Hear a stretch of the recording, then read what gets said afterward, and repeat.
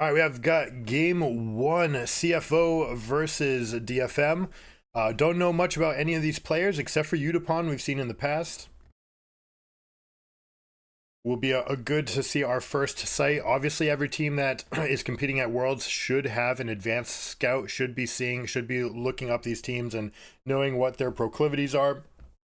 That's something that BDS does perhaps better than most teams, and something that happened to Golden Gardens. They had no idea what was going to hit them in the early levels of the game and seemingly had no answers for everything that BDS threw at them.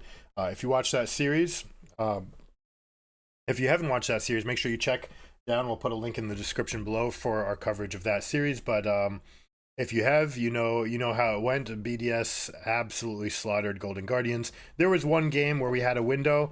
GG had a window, but it just like the players were not doing anything. They didn't accomplish anything. It's like they decided to come into the series playing base LOL, and that is the biggest like North American plague, is to do that. We talked about it a lot, that you walk out of the Riot Theater. If you guys have been there in Los Angeles, right when you walk out of the theater, you see Riot Games across the street. And it's like this constant reminder that Big Daddy Riot will come and patch out something. Holy shit. Nope. All right, we have to talk about this. Let me just finish the story real quick.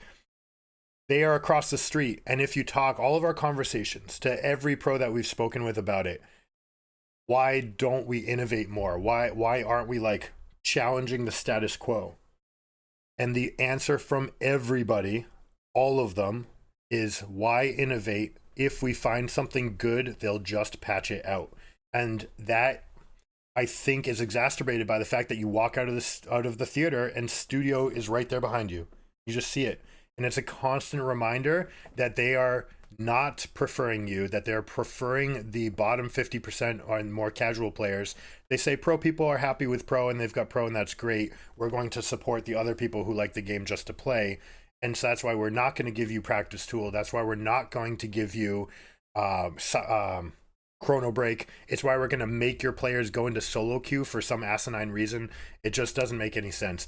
It ends up leading to no innovation. And also, when you get used to this mediocre approach, that let's just play the game the way it's designed to be played, that you end up getting stomped by teams who do innovate.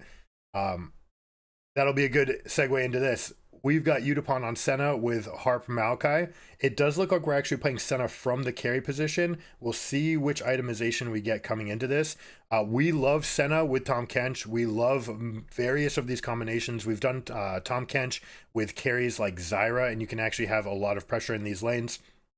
Maokai is one of our favorites as well, because Maokai can go for Revitalize, getting extra healing from your second wind, extra healing from your passive, extra healing from your Senna, means that you can basically tank up all this damage and not really be afraid.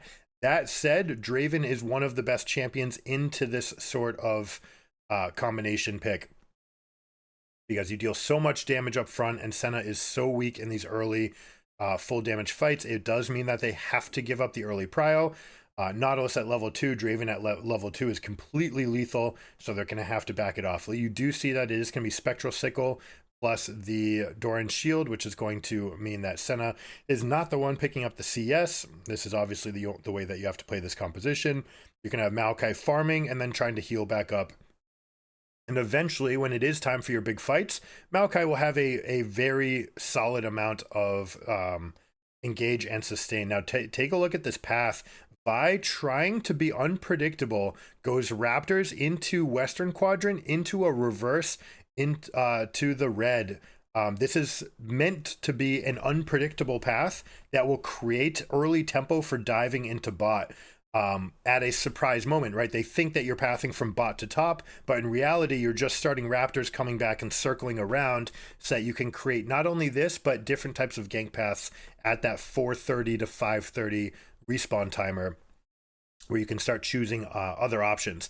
Because Sejuani takes red and Krugs, it means that Vi's got nothing on the map except for going for this scuttle or for an invade. We'll see if she's got the gumption to actually go for the invade first in the face of Sejuani. Probably won't do it because Draven and Nautilus are on recall timers. What that means is that Nautilus is able to go out onto the map. He, of course, does not need to back, because He's a support. He hasn't gotten any money yet. Whereas Draven went for a four wave crash. They crash the wave. They come back. You can count the minions. They've barely lost anything here. Looks like they've only lost 3 melees for themselves in that tempo play, and he's able to come back with refillable plus longswords. That's what they're trying to get with this big crash. They also are able to combine that timing with Sejuani going top. So now that Sejuani's on the map on the top side, now that Draven and Nautilus are weaker, you're not actually weaker because you have a longsword. So that's what they're generating with this recall window. The fact that Nautilus and Sejuani moved together into the river to help secure that, to secure the Scuttle Crab while Draven was recalling, and then creating this longsword advantage for themselves coming here. Oh, a little bit of miss execution here from Jace, but he's able to get it. But it will be a trade back. Ahri, very importantly, turning around and getting that auto attack onto Jace to make sure that she gets credit for the kill. Jimmy not realizing that he needed one more piece of damage to go in against the Ahri. That is very crucial for Ahri to get back in this game, although you still have the assisted gold going over, and you will still have the advantage going to Jace in that situation. Also, you have all 4 summoners down, so expect to see Sejuani re-ganking here. Ideally, you try to get it pre-6, but that's basically never going to happen after this 5-minute window. Hey, take it easy, Giordano. CFO is Taiwan. Thank you for that. I appreciate that. Yeah, so right there, turning around, not realizing that he needed one more, or if he just turns on the W, honestly, if he had turned on the W and gotten his Q in, Q flash, means that when you flash, you will automatically Q, you're buffering your spell.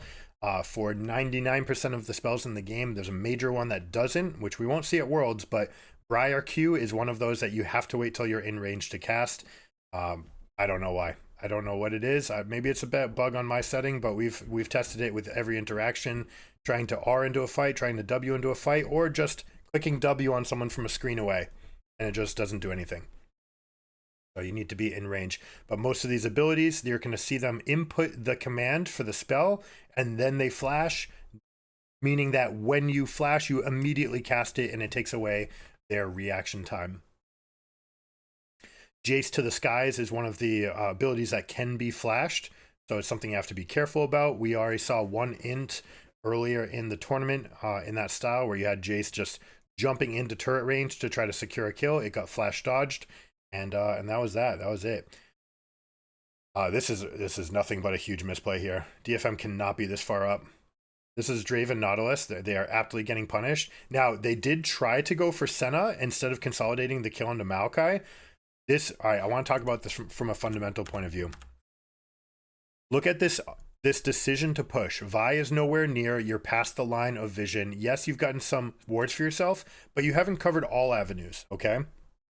Sejuani can just take the line straight up, especially since this ward does not see her, so she can go, and even if she gets seen, the fact that it's Draven Nautilus means that they'll be able to get this in cage anyways, and this is without even expending flash from Nautilus. Now, from a fundamental point of view, you'd think, who should I kill? I'll let you guys pause the video. Who's your target here? Well, ideally, you've got Senna on lower health, and she's the carry, right? So you'd want to kill Senna. The problem is that Senna's always playing behind Maokai. Maokai can freely poke while you're going for this, and if you kill Maokai, Senna is effectively erased. You don't need to necessarily kill Senna. Now, if you could get to her and you could absolutely hold her down, that'd be great. You can go for it. If you can get that first, or I should say that successive piece of crowd control.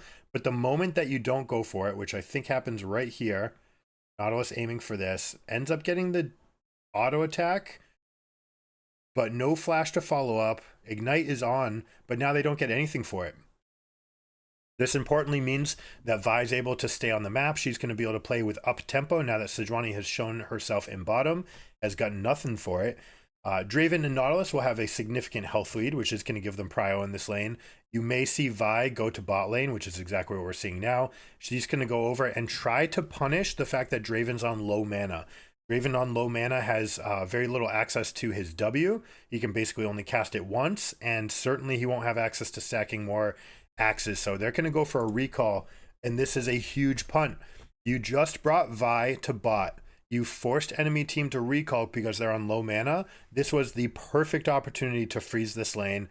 Go get your own recalls in. Matching their recalls, you both get to shop, and your wave would have been eviscerated. This is a mistake by DFM. This is something that you guys can improve on. Option B, which is what it looks like what they're going for, is go for the full push and then go for the recall. This is a slightly worse net advantage. It is still a net advantage. You do get to get that push out. You get to shop with a little bit more.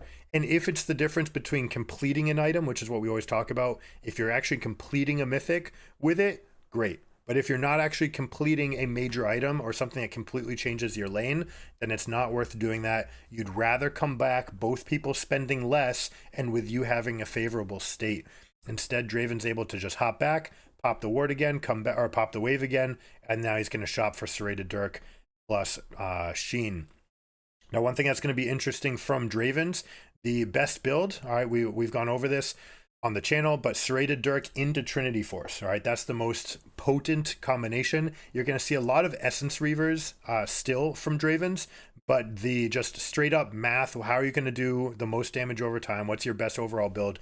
It's with Triforce. It's also the winningest build now in high elo. So I think people have caught on to it in general, but we'll see if it's trickled all the way over, and whether or not they can turn that into anything. Ari dashing forward to block the accelerated shock blast. I don't know if she did that on purpose, but it certainly worked. 4 people were going to get hit by that thing, and instead only 1 did. They're able to come over and consolidate this for themselves. Nautilus and Sejuani biting the dust. Draven getting some solo time for himself means that he's going to get as big as he can get off of this Herald play. This is a fairly common counter to Herald, is to leave your bot laner and bottom, but you're supposed to match it with not actually contesting the Herald, right? You just kind of exist around, you help your mid laner get prio, you make it so that the enemy team has to be as hesitant as possible. But what ended up happening instead was that CF0 committed into a too far forward progressed state with no Draven, which means that they got engaged on. Vi was able to dash forward and get the ultimate off to get 2 kills for themselves. And Draven never even got the plate, which is what you want as your consolidation here. This is way too committal, right? Like, why you can't be here, especially this position. There's no great area to run away from. Nautilus would have been okay here because he can hook to walls. Gemini might be thinking that between Sejuani passive and Aftershock we're okay, but you just never want to be here. And if you look, DFM, this is the original NA Herald. This is the strategy that we wrote for Clutch way back when it was a 10-minute Herald timer. It was to send everybody. All right, the first iteration of NA Herald was send everybody at this timing. You crash in, you go for a stacked wave bottom, then you move over to mid with the jungler, you help push that. The AD carry and the bot laner, meanwhile, go back to base, and then they come back out. You basically had the exact same pattern here, and they brought all 5 people over.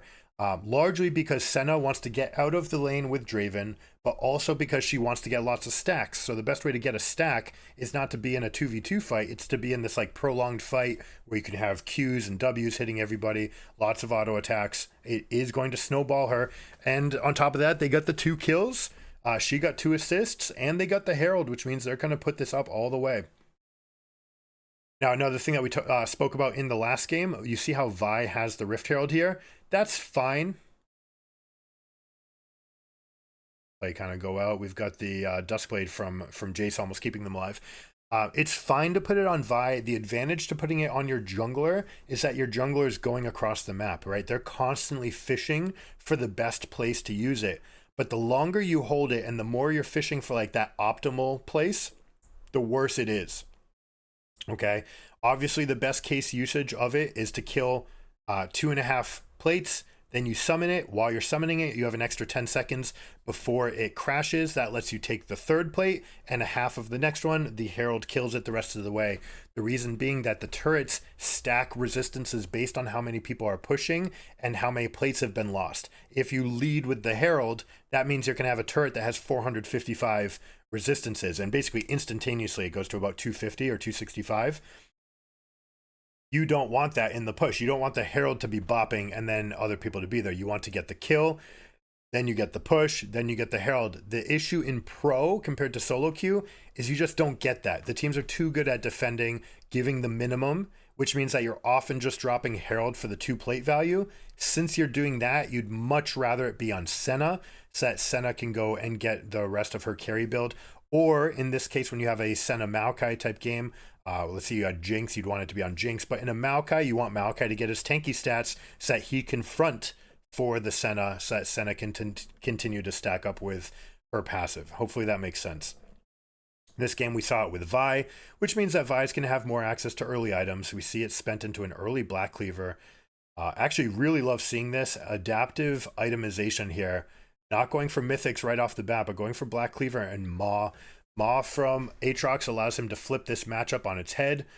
Basically, he can use his ultimate for kill pressure now, even though most of the lane is favored to Rumble. It means that this modal item that we speak about so much gives you offensive and defensive capacity, and it allows you to fight back from more. Now, this is what we see, right? This is the average. This is 80% of Rift Herald uses in Pro. You're not going to get that like perfect situation. You end up dropping it just to drop it. And there's a couple things wrong with it. Obviously, it didn't hit the turret. That's a huge one. But compare dropping it at 10 minutes, which is before everyone has their mythics, to 13 minutes, which is after people have their mythics. Which one would you rather do, right? You want to do it in the port where people are weakest, so that the Herald has the most baseline strength. Not just that, but it allows you to shop with that money right away, which means that you might be able to come back and have 3,500 gold spent before the enemies do. So hopefully that all makes sense. That's the baseline of the NA Herald. We've gone through a couple of iterations of changes, what you can do as far as leaving your carry in the bot lane, and you can push mid as a way to contest. You say, all right, you guys have Herald, we'll get mid prio, and then we'll stop your ability of getting to the other side of the map. We can take Dragon, and our carry will go get as much as 4 waves and 2 plates, but definitely usually 2 waves and 1 plate for themselves. But you do that by not committing. There's the next adaptation. So that's the level that everybody's at right now, and that's what all the Korean teams do.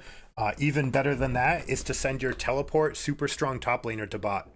Right, you want Aatrox against Draven right now, so you'd send Aatrox over to bot lane. He has teleport available. You send 4 people into the Herald after. So if you're getting all the timings right, you're talking about 7-minute cannon waves. You're pushing those. You're getting your recalls. Aatrox swaps with your duo lane. You get 4 people straight into the river. Then you can use Aatrox. If they leave just Draven in their lane, you can answer that and then go from there. But anyways, that'll be enough of that. We'll get back into the game action. We've got a little bit of prio here, but we're going to have a strong fight. Sejuani's going to look for this. Nautilus ultimate means that they can fight back. Plus, they have the Rumble ultimate, the best ultimate in the game for damage here. Aatrox is going to be a house at this stage in the game, though. You see him popping off with his ultimate. Rumble is going to be taking as much ground as possible, and we're going to have a smite. Smites were used. Smites were used in combat, so we don't actually have it for the dragon. None of the players are willing to go up. No, it was Sejuani who got... Either of them? It looked like a smite animation. All right, sometimes the spectator can be a little bit bugged. It was Sejuani that was able to get it. Look at this continuation play. We've got Gemini flashing out. Aatrox just so strong in this position. You want Aatrox in these fights. You have to be careful that you're not inting everybody else to get to that spot. Law of Malmortius, great against Rumble. Not so great against Jace Draven, obviously. Now, Draven is going for the Essence Reaver build. He also has cashed in, which means there's going to be a bounty on his head. So he's going to be playing for momentum and snowballing from here. You notice that the bot lane is rotating over to mid lane. This is the lane that you want to be in now that there's no more plates to get off of 0 resistance turrets. Basically, you can't stay in bot, especially as the solo laners start accessing level 10, 11. They're so much further ahead of you, right? They could be 10 tier 7 or 11 tier 8, and you can't be in a side lane against them in that situation. Aatrox Harp, Sejuani Aatrox felt like they might have been strong here, but look where the rest of the team is, right? You're fighting on enemy side of the map, which means that you're going to have recall coming, or not recall, but respawn coming in from Draven.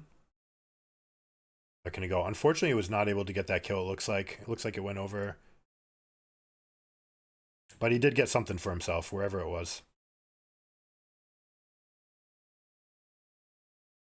It has been kind of long since Draven does get played more this year than most, and largely that's going to be due to Kaisa metas.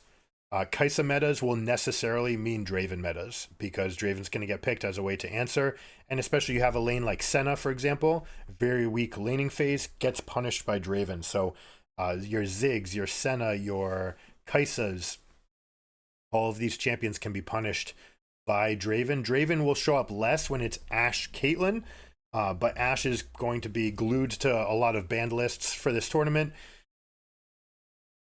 She's just too strong. Too much value has been put into the queue.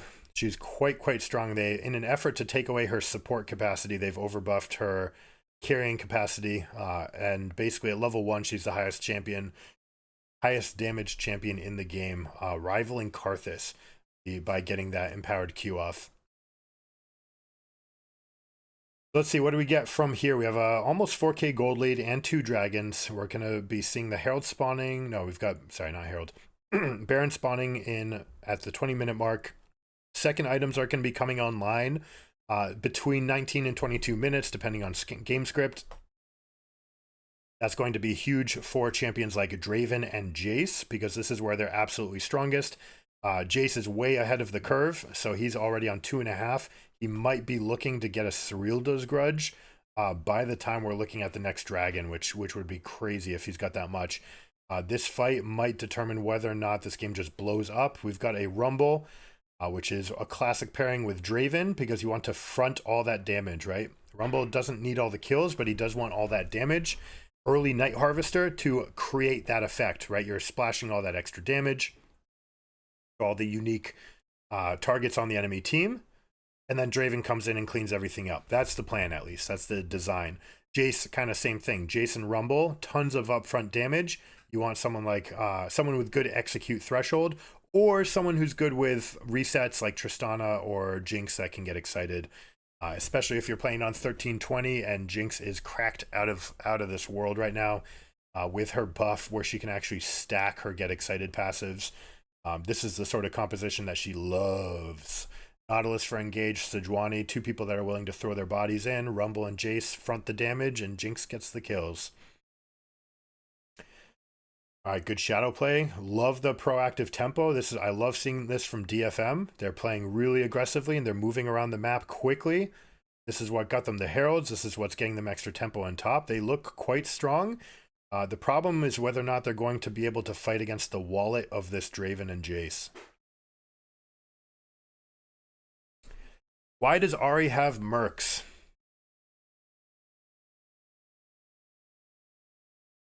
That is a great question. And I will just say whatever the reason is not good enough. Whatever rationalization, this does not make any sense.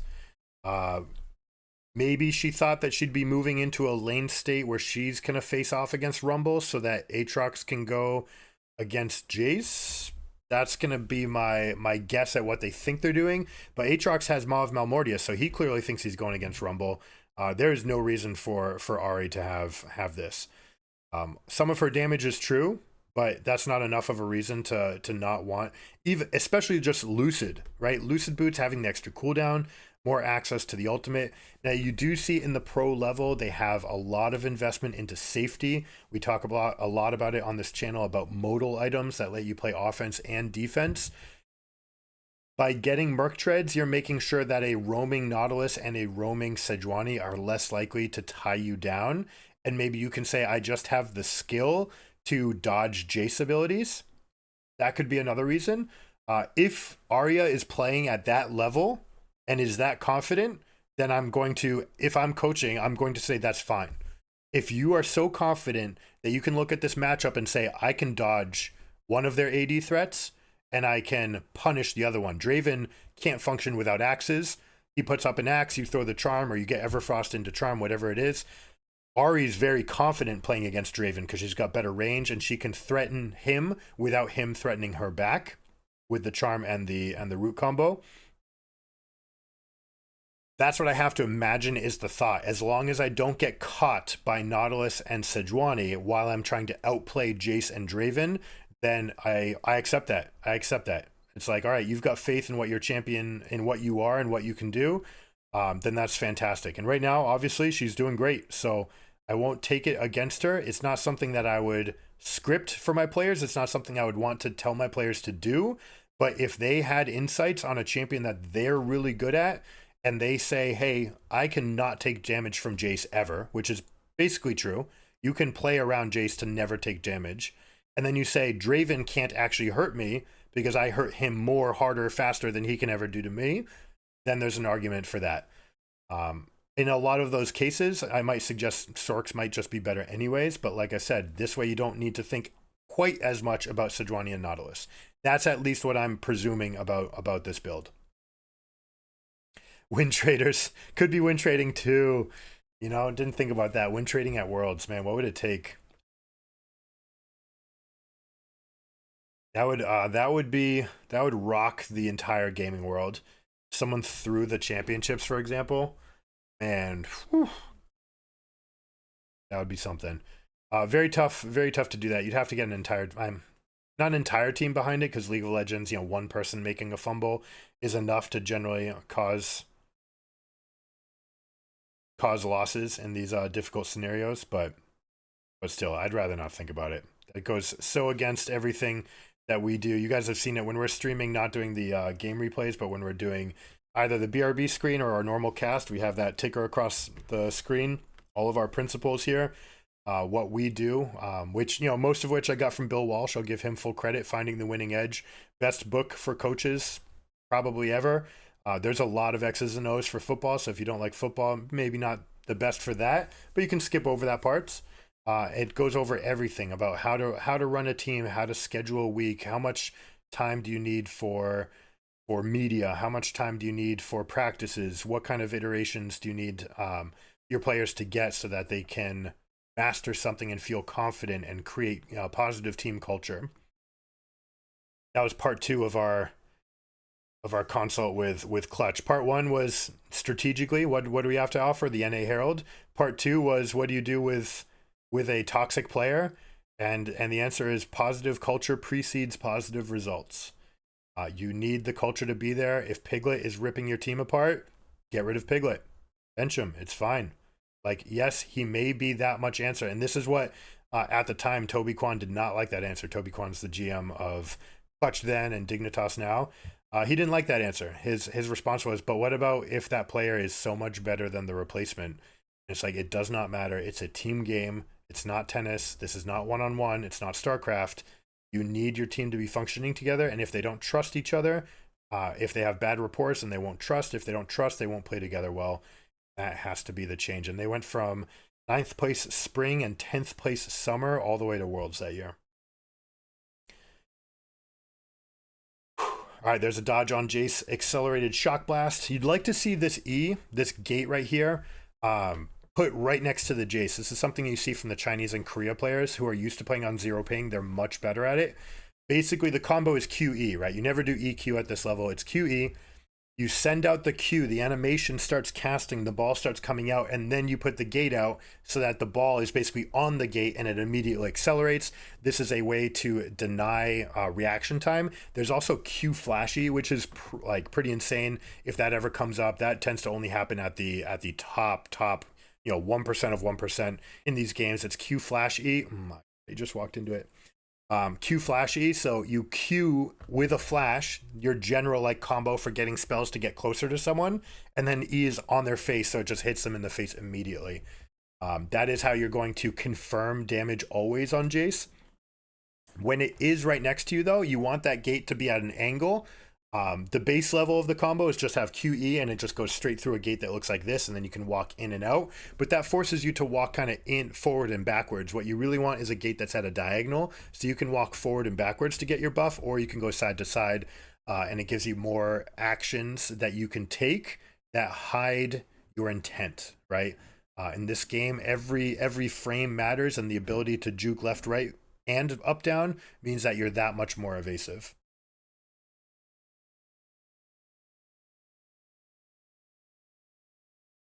All right, Jace picking up Merc Treads. That's interesting. Not going for Lucid Boots here.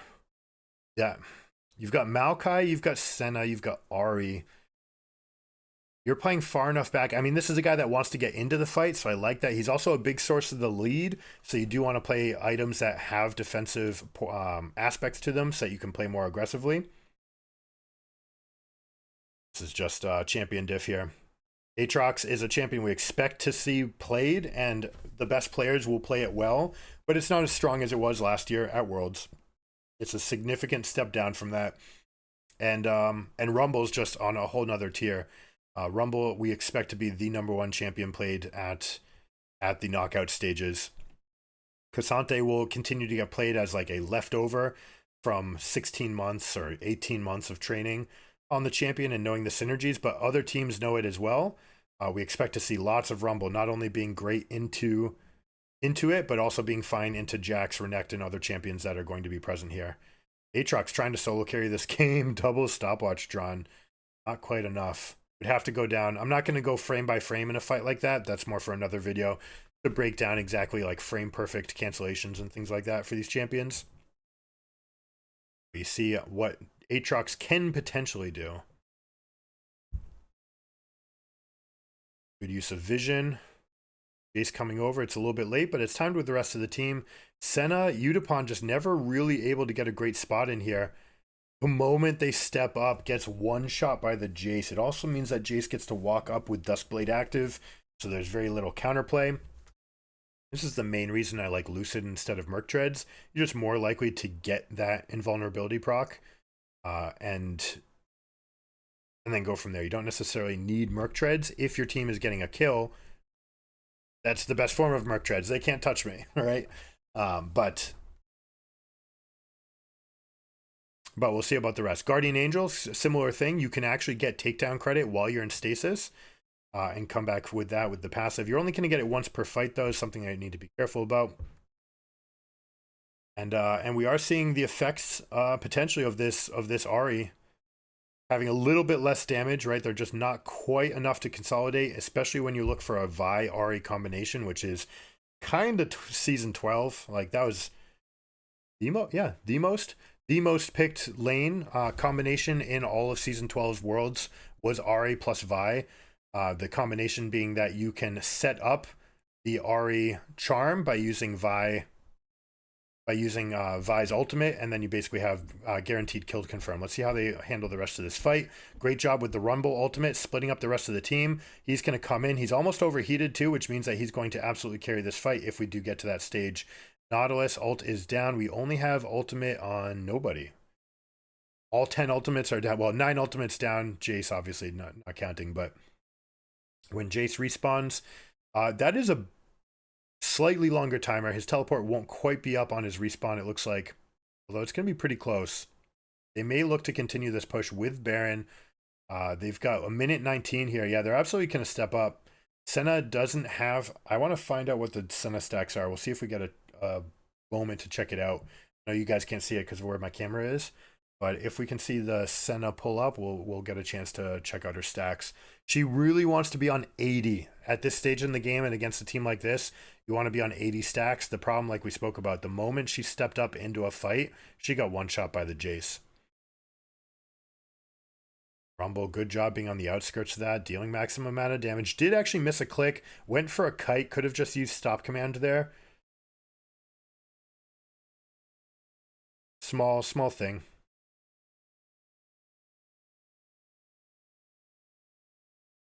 Now, worth talking about the build as well. Right now we've got lethality. Oh, I hate this. I hate this. Umbral Glaive, great. Yes, I'm happy with this. That's fine.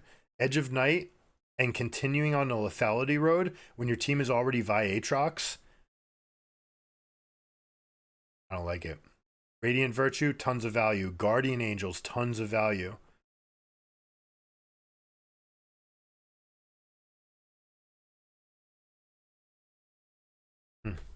Will be fascinating to see how this continues. Also, what I want to see is what is Maokai's next item, if he ever gets to one. Probably unlikely to happen with this Infernal Soul, plus the team snowballing in your face.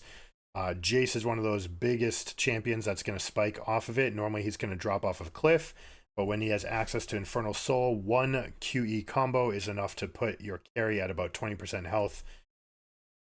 if they don't itemize against it. And even if they do, might still get chunked. Now, the Edge of Night is going to be one tool to stop that. I guess I don't mind it for that aspect, but this is 32 minutes into the game, and Senna doesn't have her mythic item. Now, I'm one of the biggest proponents of not buying mythics for third or fourth item, but when you're this late, like normally you're looking at fourth item by now, and you're having those stacking legendary synergies, she does not have access to that. So will be interesting to see whether or not she's ever able to get to that stage. Now, Elder Dragon face-off, you see how Jace went over into the mid lane. He's going to go create mid lane prio for himself. He's going to escort that super in so that it's going to be better at dealing base damage so that they pay the maximum for this. Also makes sure that he's got the resources. Now he's back in line to get these QE combos. The longer this lasts, the more it favors the Jace. This does not favor Senna, although there are situations where Senna might be okay here. This is going to be exceptionally good. They commit forward, which is what Sejuani was looking for, to get her big Arctic Blast out there. Rumble is overheated without having cast his ultimate. So he actually missed his window there, but that's okay. Oh, beautiful. You're going to see a lot of these Rumble ults being cast right in the middle of the team, forcing you to decide, do you want to come forward and fight with us, or do you want to cross the gate and go to the backside? Really like that positioning. Could have potentially been at a little bit of an angle, but love that Rumble spot. You see what this super did to the base while they were gone. That was a damned if you do, damned if you don't. If we stand there in the standoff, their base is just going to die to the supers. If they don't, and they fight for it, well, you saw what happens. I like what CF0 has put together for themselves. It looks a little bit like a talent diff here. I love the DFM macro. I love that they're able to get some proactive plays for themselves. But they didn't get that one dragon that they needed to slow this down. And like we said, that Merc Treads on the Ahri may have been the difference between them actually having enough to deal this damage in the end game.